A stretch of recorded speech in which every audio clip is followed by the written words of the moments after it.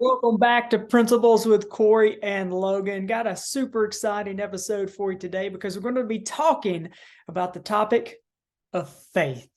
And no, I'm not going to be preaching to you guys today. I really want to take a look at the topic of faith as it relates to you and your dreams and your goals and the things you want to accomplish in your own life. And before we jump into some of the content today, I have many people often ask me about doing courses and content that's open to the public. Typically, what I do is I work with organizations and companies, and I come in and work with their teams. But I do have a program that I'm about to start. I think it's going to start in August. We're talking about the mindset of a champion. How do you become and live a great life? We're going to talk about how do you identify, what is your identity? Who's God created you to be? We're going to take a look at creating your vision and then the 13 principles of how do you walk that out? How do you live that out? And so I'll be giving more information about that upcoming, but if you're interested, feel free to shoot me an email, Cory@CoryLeeLeadership.com. That's CORY at CoryLeeLeadership.com. So let's jump into some of our stuff today. And I actually came across this study that a friend of mine shared with me the other day. I thought it was really fascinating. And it's a study that was performed by Japanese scientist Dr. Emoto, Emoto. And you can look some of this stuff up. I checked this stuff out on YouTube. Really cool, really interesting. But Dr. Emoto wrote a book called The Hidden Messages in Water. And what he wanted to do is he wanted to see what happened when water was exposed to different kind of words, right? The words that we use. So what he did is he took a petri dish and he wrote positive words on one petri dish or a couple of petri dishes. And then he took some other petri dishes and he wrote negative words on them, such as you're ugly or I hate you and those kind of things. And what he did was he put water in these petri dishes and he flash froze the water just to see what happens, just to see what would happen to the molecular structure of the water. And it kind of blew my mind. I thought it was crazy, right? The water that was placed in these petri dishes that had positive words, it changed the molecular structure to look like these beautiful snowflakes, like these beautiful snowflake looking patterns. But then on the ones where he put the negative words on there, they turned out to be like these ugly, matted up, jacked up, disgusting looking patterns. It's wild, right? Because think about this. Water doesn't have eyes to see. It can't read the words.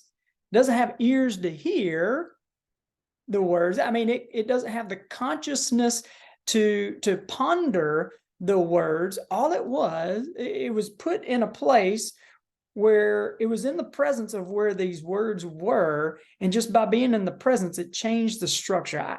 That's fascinating. You guys can go look that up. Again, Dr. Emoto. But here's why I'm saying this, is the human body is roughly and on average 60% water. Think about that. The human brain is between 73 and 78% water. And I want you to think about what kind of words are you telling yourself? If you were to look back over the past week, what are some of the words? What's the language that you've been telling yourself? Based on what you've been telling yourself over the past week, what kind of patterns would we see if we were kind of to look at your brain, right? I love what Napoleon Hill says. He says, somewhere in the makeup, perhaps in the cells of your brain lies sleeping the seed of achievement, that if aroused and put into action, it would carry you to heights such as you may have never hoped to attain. Wow, that's powerful. James Allen, he says, the greatest achievement was at first and for a time a dream. The oak sleeps in the acorn. The bird waits in the egg. And the highest vision of the soul, a waking angel stirs. Dreams are the seedlings of reality. Think about the seedlings of reality. If the things that you desire to do, be, and have in life, if they're like seedlings, and our words are like watering those seeds, are we really watering it with springs of living water? Or are we like pouring like weed killers on the seeds of our dreams? And so as we think about this, as it comes to faith, I want you to think for a moment, what is faith? Like, what do you think of when you hear the word faith? How would you define it? Like, if you and I were just chilling, coffee shop, drinking some coffee, some water, whatever, we're sitting together, and I ask you, hey, what does faith mean? Like, how would you define that? And then what about fear? When you think of the word fear, when you hear the word fear, what comes to mind for you? How do you define that? And right now, as you're listening to this podcast, or if you're watching on YouTube, I want you to think about your big goal or your dream that you have for your life. And is there proof that you will 100% be able to achieve the dream that you have for your life? Is there evidence that the desire stirring within you will ever be a reality? Is there proof? Is there evidence? And think about the things you fear about that dream, the fear of success, the fear of failure, the fear of not measuring up, whatever those fears are for you. Is there proof that that fear will 100% happen? Is there evidence that that fear will truly happen? Like, has it ever happened to you before? So just as an example, let's say that my goal, and in reality, is to be an international speaker that motivates and inspires people from around the world, that develops leaders who develop leaders all around the world. Well, ask myself, is there proof that I will ever be able to accomplish it? Well, I'm here in Moorville, Mississippi, right? I barely made it out of Moorville, Mississippi, and probably not even known in my area. This little bitty town probably doesn't even register on the map. So there's not really any proof at this point. There's not much evidence, right? But what about the fears that I have related to that goal or that dream?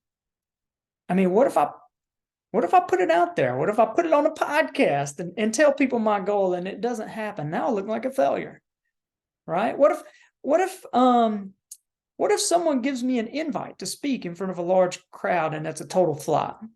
Like, they say, you know what, we heard all about you. We heard this about you, but man, that was all a lie. You nothing like what we were told.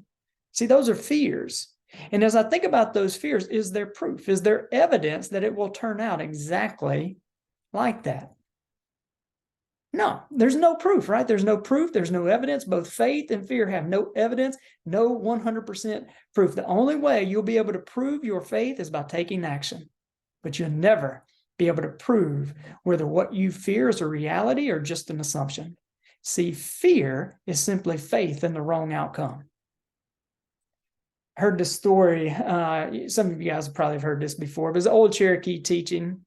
This guy is teaching his grandson about life. He says, there's a fight going inside of me, said the little boy, and it's a terrible fight. It's between these two wolves.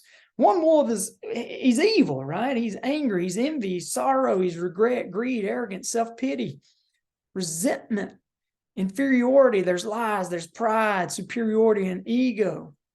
But he said, then there's this other wolf, and this wolf is joy and his peace and his love, his hope, his humility, he loves, he's generous, his truth, compassionate, and faith.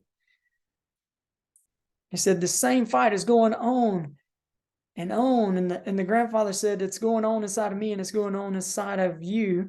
And the grandson thought for a minute, well, and he finally asked, well, which wolf will win? And the old Cherokee simply replied, the one you feed. See, we want to feed our faith and starve our fear. And one of my favorite books is the book Think and Grow Rich by Napoleon Hill. He says, the subconscious mind will translate a thought impulse of negative or destructive nature into its physical equivalent just as easily, just as readily as it will act upon the thought impulse of a positive or constructive nature.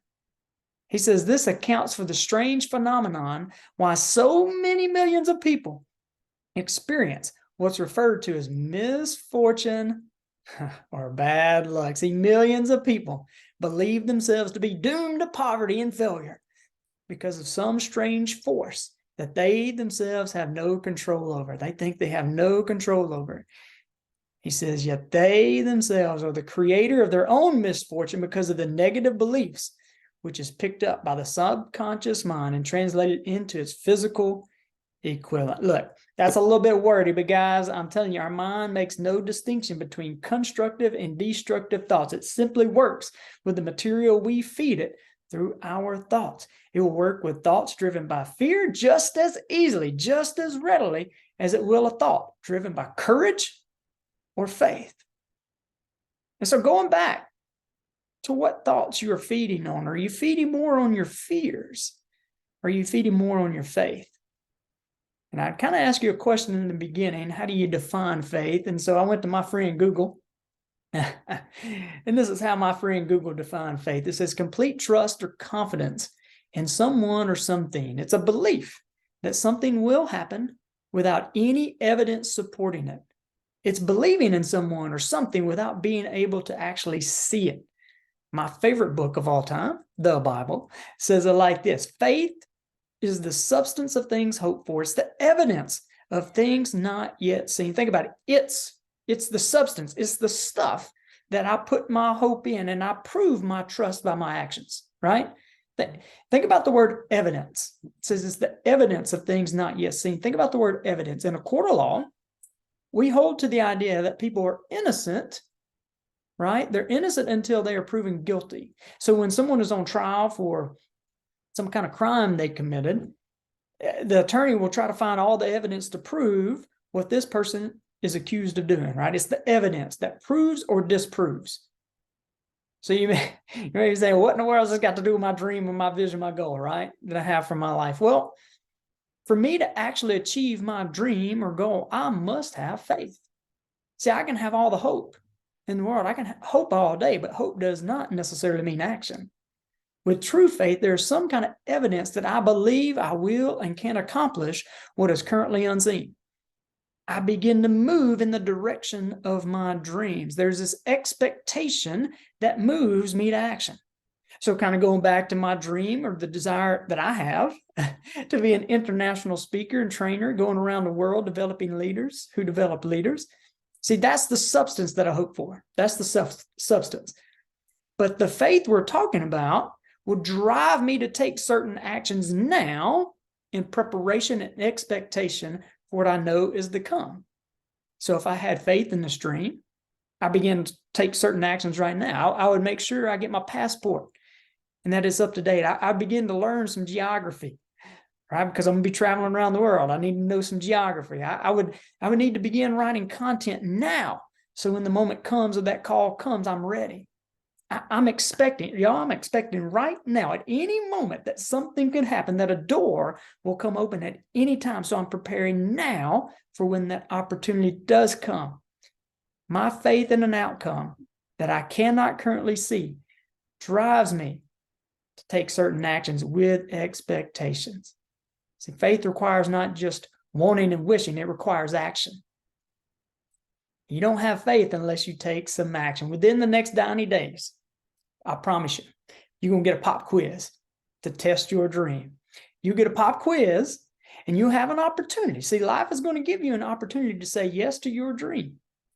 Coach John Wooden talks about it. When opportunity comes, it's too late to prepare. Part of the preparation when it comes to the achievement of our dream is walking out our current reality with an expectation. One of my biggest recommendations to you is to begin now to act in such a way that prepares you for your moment. Winston Churchill said this: to each there comes a time in their lifetime, a special moment when they are boom, boom, boom, figuratively tapped on the shoulder and offered the chance to do a very special thing, unique to them and fitted to their talents.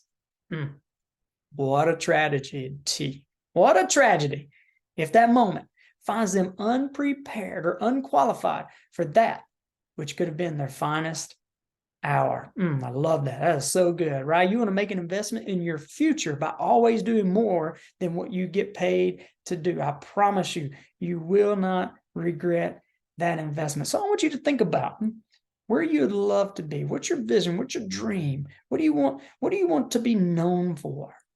Right? And as you as you kind of think about that, how would you rate on a scale of 1 to 5 your level of expectation for actually achieving that?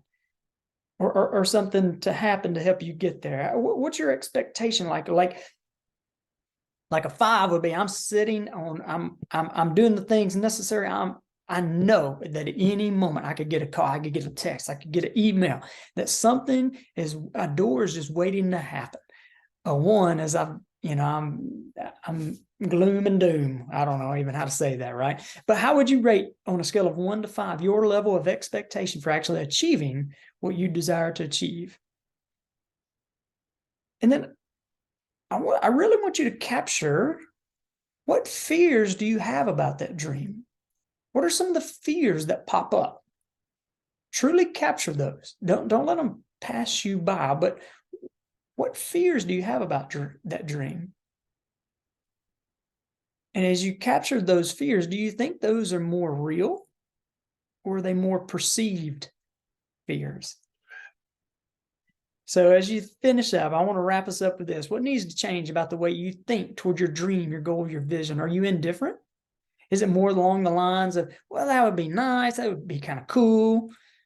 Do you need to add more expectation? Do you need to feed your faith and starve your fear more? Well, hey, I hope today has added value to you. I hope you've got something that is at least stirring in you. I hope these words have been spirit that stirs something within you. One of the things I want to get away from is just simply speaking words that motivate, right? That tickle the ears. I want to speak words of spirit and truth and life that pierce right to the heart, that bypass the mind. And I hope this has stirred something within you, giving you a higher expectation, up-leveled your expectation for you and your life and what God has called you to. So, hey, if this has added value to you, make sure to comment, make sure to like, subscribe, share it with a friend or family so it can add value to them. And make sure you are subscribed. That way you can stay up to date with any of the future episodes of Principles with Cory and Logan. And I hope you guys have a great day, and God bless.